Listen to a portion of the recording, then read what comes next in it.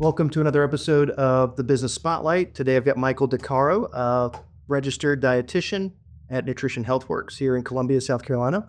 And I've got Brittany Degnan, our digital specialist here at WIC Group, and myself, your host, Josh Mangum. Today we're just going to talk to you a little bit about nutrition. Yeah, thanks for having me. First things first, I think it was just last night that HHS came out and did a lot of rearranging with the food pyramid. So there's a lot of motion right now, a lot of talk around this. To give us your take on some of the movement.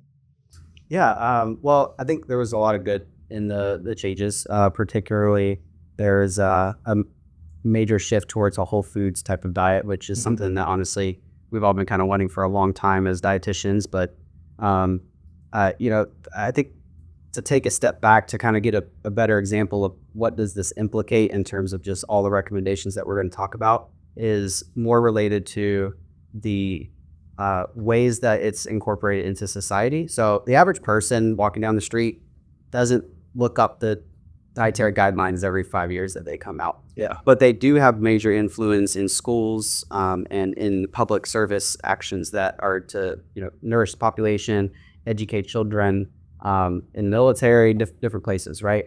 And so when we look at it, we have to think of it in two ways. Well, one, if the average person is looking at the guidelines online, they can use that to infer their decision and then make some changes based on their health and their current status with any diseases they have or conditions that they're managing. And then on the flip side, if we're talking about school systems, there's much more strict regulations on those. So these guidelines have to be carefully crafted to make sure that the way it's written is really the way that we should apply it, right?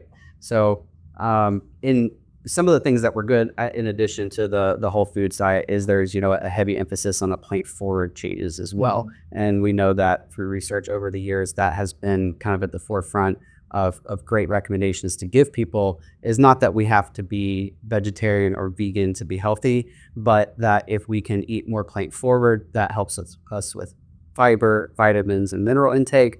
And that can help prevent or reverse diseases as well, especially when we're talking about the chronic ones that take years to develop. Right. So those were some good changes.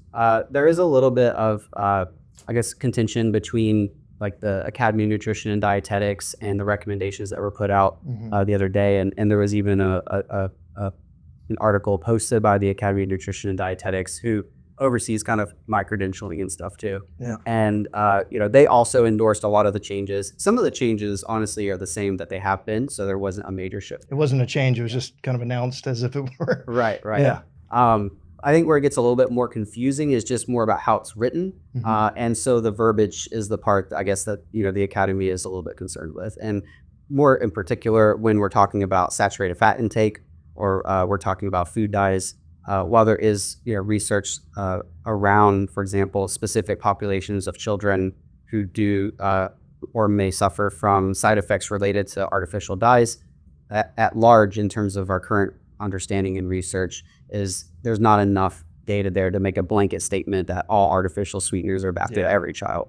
Sorry, not artificial sweeteners, artificial colors. Yes. Yeah. And in terms of the other areas in saturated fats, we have two types of fats in our diet. We have unsaturated fat and we have saturated fats, right? Two major types, categories. Unsaturated fats are mostly going to come from your plant sources and your fish, and saturated fats come from more animal products and dairy. What is a little bit concerning on the recommendation is while they do give the correct recommendation for 10% of your calories coming from saturated fat, which usually is about 20 to 25 grams of fat per day. At the top, they have recommended more consumption, or at least promoting the consumption of using butter and beef tallow, and et cetera, as part of the healthy diet.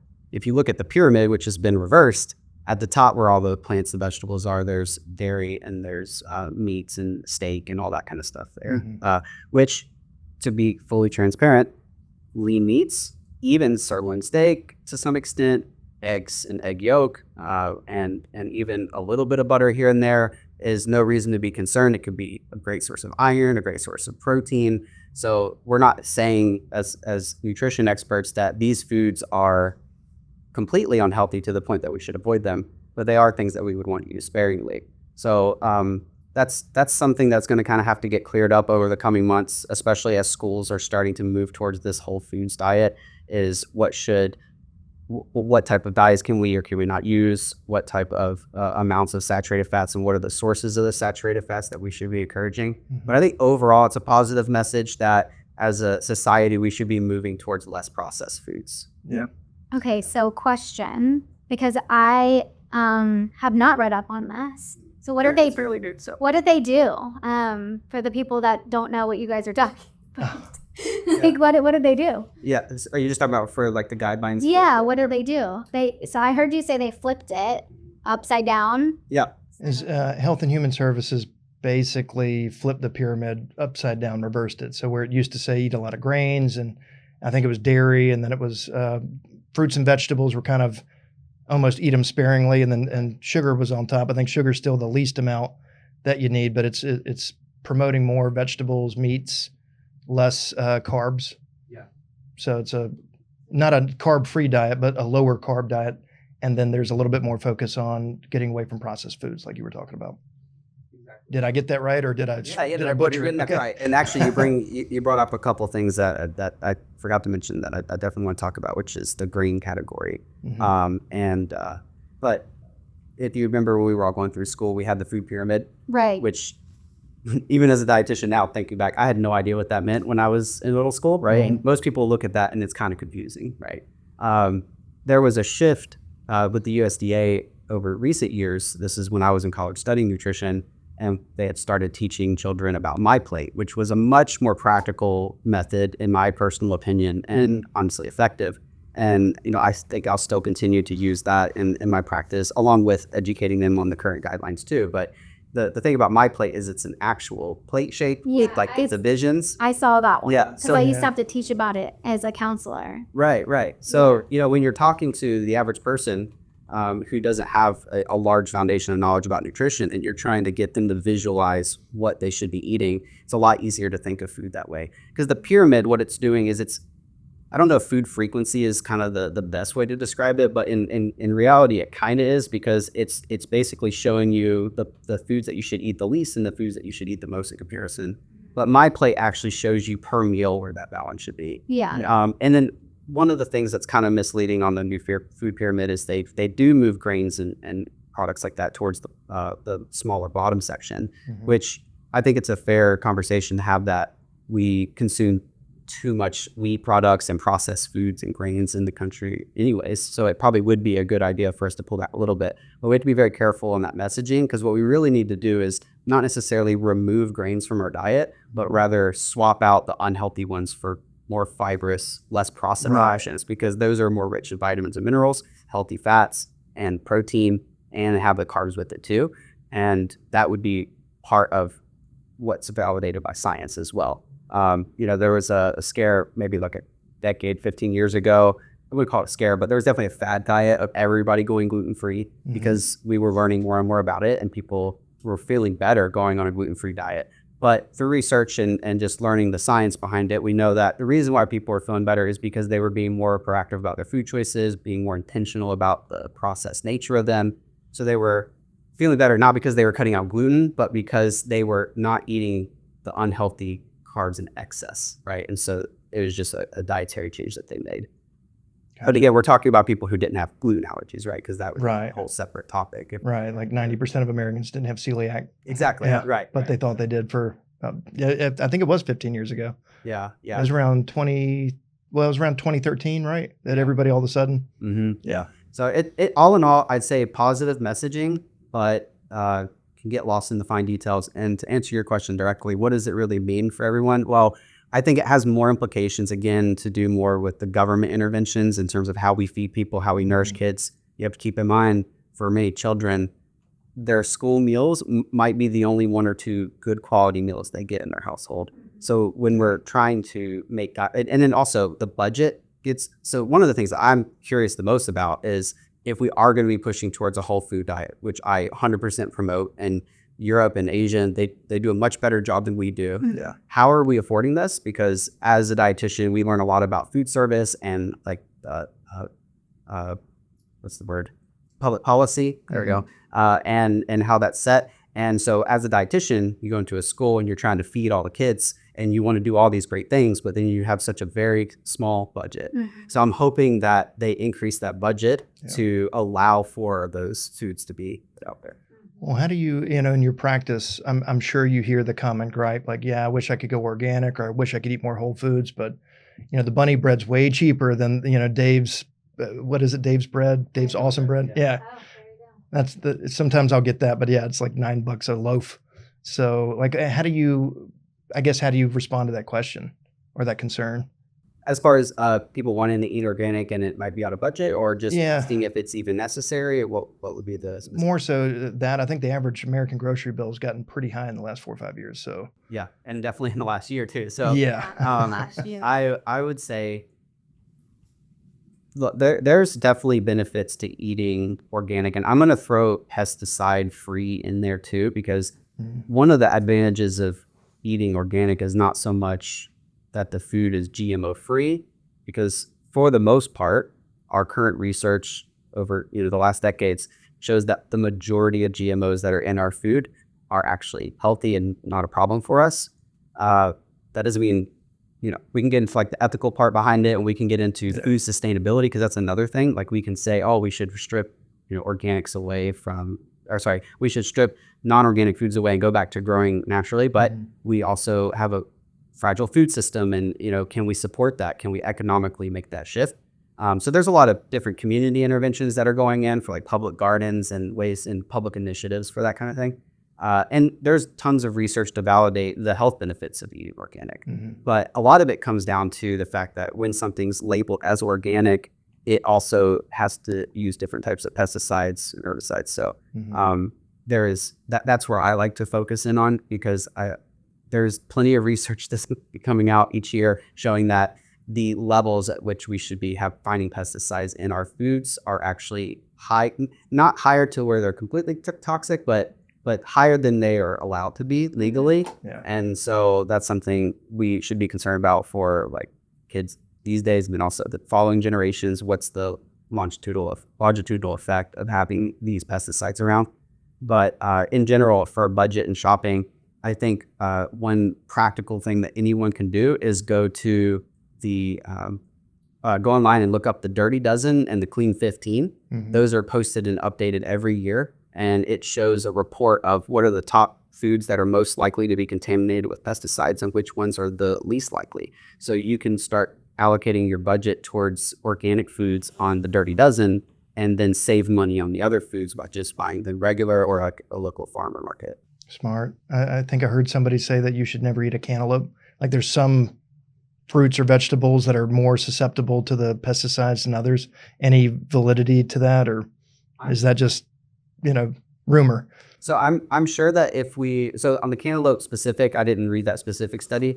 I have looked at other studies, and I, we could definitely go through and probably find a lot of instances where there were some bad actors and things like that. But what I like to remind clients and even myself as a dietitian when I go shopping is we have to be able to take what we learn and what we know and use it in a practical sense. And the number one thing in my experience that is killing people is not necessarily was the strawberry, did it have this one pesticide on it or did it not?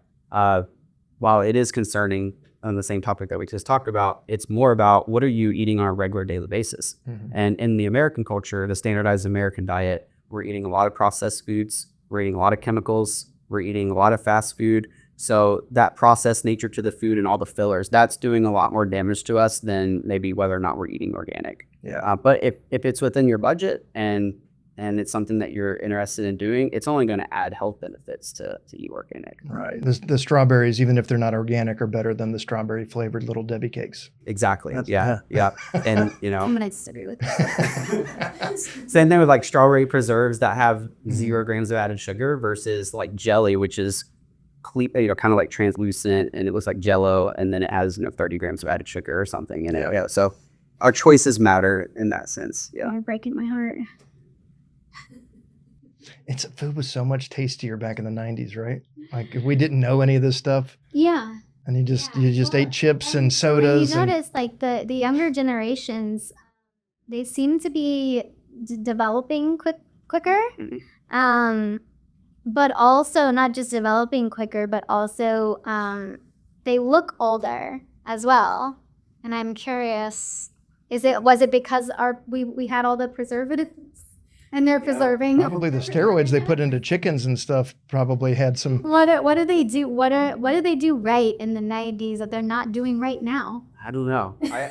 I feel like it's probably a multitude of things. I'm sure there's probably some dietary links, genetics, quality of life and lifestyle. I mean, there's been a big shift too, just in my lifetime as a millennial, of being like pre-computers to now.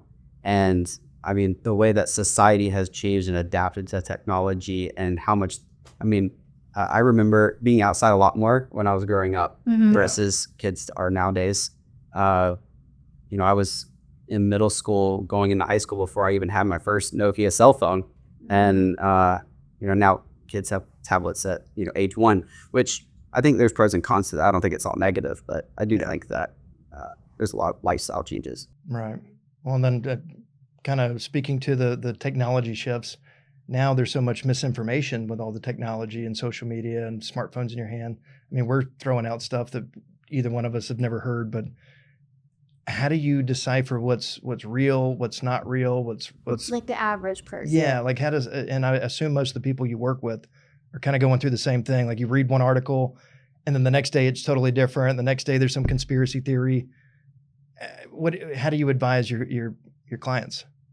At first, questioning the resources and where you're getting from is the first thing, but there's so much to know about nutrition, and there's a lot of people in society who have different levels of experience, different titles, and to be fair, you know, even some doctors are very experienced in it, but my partner is a doctor, and I got to see firsthand just how much versus how little nutrition they get in school, because there's so many things that you have to learn as a doctor.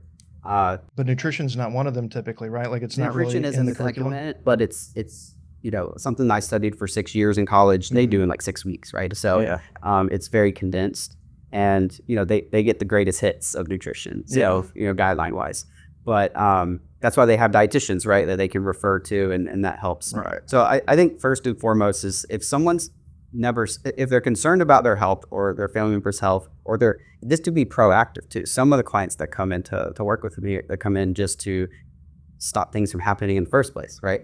But I think sitting down with a physician or a dietitian, someone who's an expert in that field, to help them kind of comb through all the food noise that's out there, whether that's stuff that they're eating in their actual diet each day, or whether that's just trying to get a better understanding of what type of dietary intake should we strive for, what is all this information, what is buzzwords, what is fake, what is myth, you know, that kind of thing.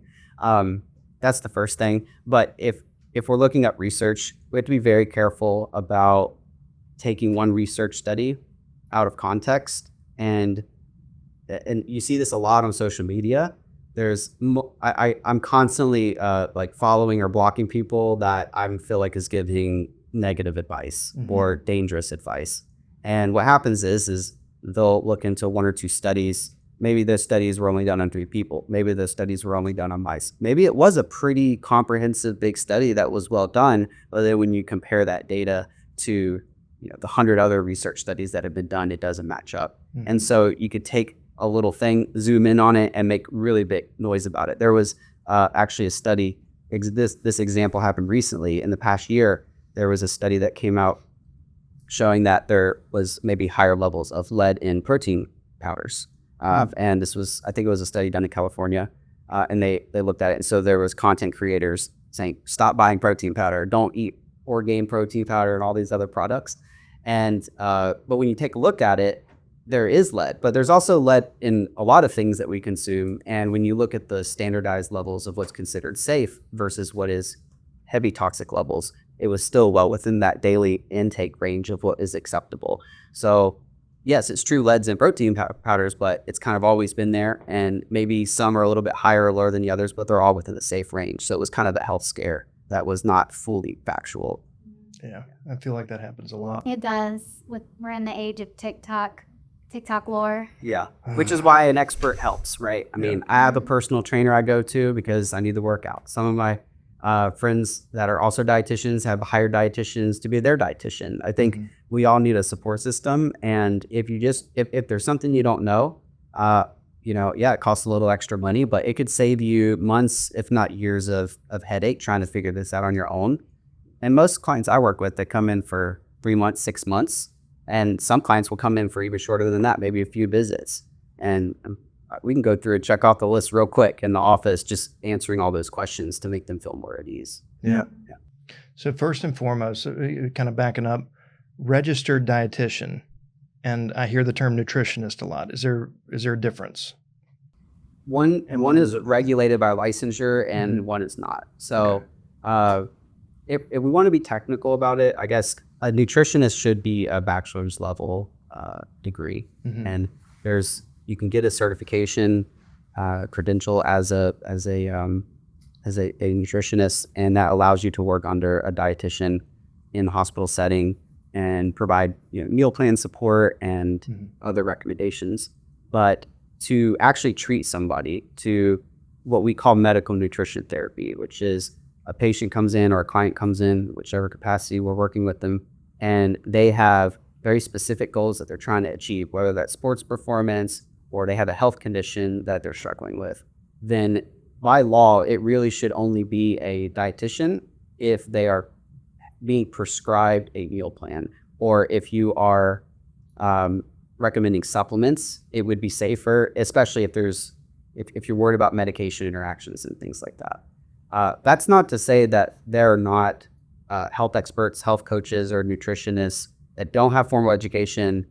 That's not to say that they aren't educated, but you don't have that extra layer of verification to know, like, okay, this person's went to college, they've taken a board exam, they maintain their licensure every year, they do continuing education credits each year. Those are all things that I have to maintain. I'm a licensed medical provider as a dietitian. It allows me to also accept insurance. So many of the clients who come in to see a dietitian can be covered up to 100%, right? Yeah. So these are like the benefits. So if you're wanting to just go directly to the source, of dietitian would be a good option.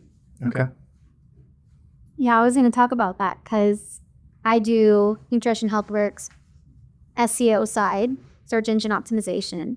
And that's definitely one thing that we want to push, is that a lot of people think that it's unaffordable, but it's mostly covered by insurance. If you have insurance, it's covered most of the time. So I think that's important information to get out, because it sounds like, oh, this is another person, they're private, we're not gonna be able, I wouldn't be able to afford it. So people don't even look because they think they can't afford it, but they actually can, because it's most likely covered.